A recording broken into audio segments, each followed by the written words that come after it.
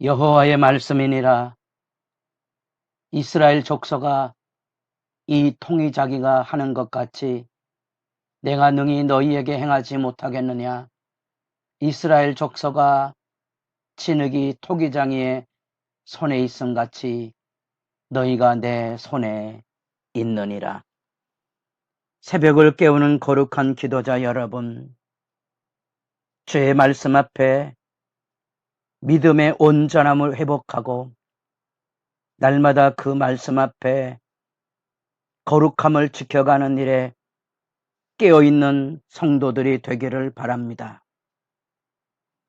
오늘 우리가 읽어갈 하나님의 말씀은 예레미야 18장 1절에서 12절까지의 말씀으로서 우리 예레미야 11장에서 20장까지의 탄원의 땅 단락에서 반복되는 하나님의 심판이 쏟아지는 것에 대한 탄식과 그 기이한 상징 행위, 이제 우리가 18장에서 토기장의 비유를 만나게 되고 그 토기를 깨뜨리는 그런 행동들을 통하여서 하나님을 향한 탄식과 절규와 하나님에 대한 강한 신뢰와 자기가 겪는 대적들의 대항과 자기를 죽여 없애려는 악의 음모에 대한 자기의 억울함에 대한 신원의 기도를 이제 드리고 있습니다. 이런 부분들은 잘 생각해 보십시오.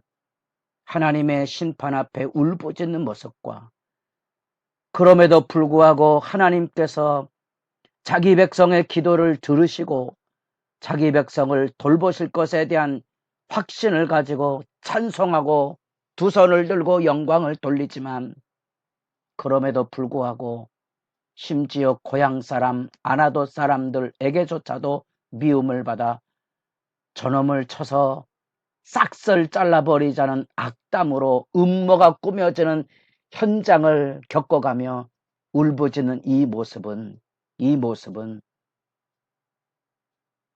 정서적인 파탄에 절규하고 있는 버려진 영혼의 모습을 보는 듯해서 눈물 나는 거지요.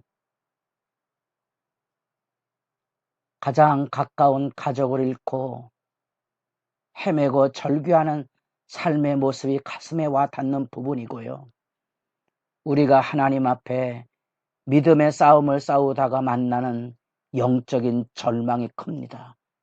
마치 욥의 울부짖음처럼 우리가 주님의 일 하다가 기도하는 한 사람이 없어 혼자 씨름하다 무너지는 엘리야처럼 하나님의 역사 앞에 우리 스스로도 무너지는 절망과 절규와 탄식의 이 몸부림의 현장을 예레미야를 통하여 잘 배우시고 우리도 때로 그렇게 의지할 바 없는 삶의 외로움 속에 떨어질 때 이 탄식의 기도를 몸소 체험하고 부르짖으며 그 어두운 터널을 사망의 음침한 골짜기를 건너가는 그런 믿음의 소중한 경험을 이 탄식 기도를 통하여 배워갈 수 있기를 바랍니다. 18장에 들어와서 이 토구장이의 비유는 하나님께서 행하시는 이제 내려가서 토기장의 집으로 들어가 내가 그것을 통하여 들려주는 하나님의 말씀을 들려줄 것인데 그것을 전하라는 거죠. 그 전하라는 말씀의 실제적인 내용은 5절에서 10절까지 나타난 대로 회개라는 내용의 주제입니다. 이제는 이 회개라는 주제가 유다 이스라엘뿐 아니라 모든 민족으로 확대돼 갑니다. 왜냐? 하나님의 심판은 이제 정해져서 유다 백성들은 포로로 다 끌려갈 것이거든요. 예외 없이 그 땅이 승냥이가 떠도는 저주의 땅이 될 것인 것들이. 그러면 지금 이 회개의 말씀은 이제 그들이 포로로 끌려가는 그 절망의 땅, 그들이 고집했던 우상숭배, 실컷 우상숭배하라고 하나님께서 내어 쫓으시는 그 비참한 운명의 땅에서 그들이 몸부림하고 그 안에 남은 자처럼 예레미야의 탄식과 절규의 말씀을 마음에 담았던 소수의 사람들이 그들 속에 거꾸러지며 하나님의 회개의 말씀을 일깨움으로써 놀랍지만 8절에 10절에 이스라엘이 아니라 모든 민족에게 열려진 회개의 초청이 있습니다. 하나님을 알지 못하는 열방들도 이제 유대 백성들이 심판을 받아 흩어져 가므로 그 하나님에 대한 신앙의 진술을 듣고 증언을 듣고 그들도 회개하면 하나님의 백성으로 복의 자리로 구원의 자리로 치료의 자리로 하나님께서 받아주실 것을 선포하는 장엄하고 오미한 말씀 앞에 우리가 섭니다. 5장에서 10절까지 회개하면 뽑고 부수고 심판의 자리가 열려졌을지라도 그 가운데 돌이킬 것이다.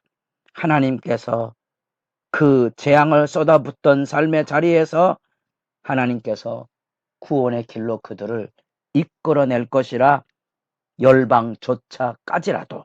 그러나 하나님의 구원 계획에 그 말씀을 듣고 회개하고 돌아서지 아니하면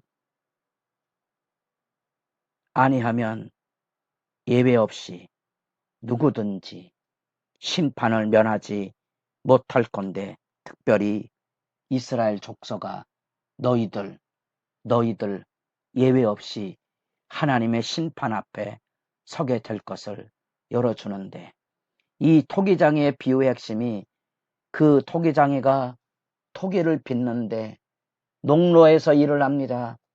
진흙으로 만든 그릇이 토기장의 손에서 빚어지다가 터졌습니다. 어떻게 되지요? 다시 다른 그릇을 만드는 일에 다시 토기장이가 그것을 주물러서 새롭게 그릇을 만들고 그릇을 다시 빚는 모습을 보고 있는 겁니다. 그게 토기장이의 권리이고 그게 토기장이가 행하는 주권적인 선택입니다. 하나님이 묻는 거죠. 하나님이 터지면, 다시 말하면 이스라엘 백성들이 하나님 앞에 부패해서 썩어져 가면 하나님께서 그것을 다시 뭉개서 다시 빚을 수 없겠느냐 하고 묻는 겁니다. 하나님의 주권에 대한 얘기를 하고 있는 겁니다. 그리고 그 비유의 증언으로서 돌이키면 쏟아지는 재앙에서 복을 받을 것이고, 돌이키지 않으면 하나님의 백성의 복됨을 잃어버리고 재앙으로 떨어질 것이라고, 이렇게 이제 유다 백성들뿐 아니라 열방에게도 구원의 초청이 환히 열려질 때 슬픈 얘기죠. 슬픈 얘기입니다. 여러분, 이 슬픈 얘기를 마음에 잘 담아 보고 기도하십시오. 그러나 그들이 말하기를, 누가요? 이스라엘 백성이 말하기를, 이는 헛되니, 다시 말하면 쓸데없는 소리 하지 말아라. 우리는 우리의 계획대로 행하며 우리는 각기 악한 마음이 완악한 대로 행하리라. 쓸데없는 소지 말아라. 우리는 우리가 원하는 대로, 우리 고집대로, 우리 뜻대로 행할 것이라는 거지요. 눈물 나는 역사의 이야기고요. 하나님의 말씀이 무너지면 일어나는 세상의 현실이어서 이제 그런 현실을 붙들고 장이 꼬여서 견딜 수 없는 고통의 몸부림을 하고 있는 거죠. 어찌 보면 미치광이처럼 이제 상징 행위를 보이기 시작합니다. 띠를 유브라데 강가에 묻어서 썩은 띠를 가지고 오는 거예요.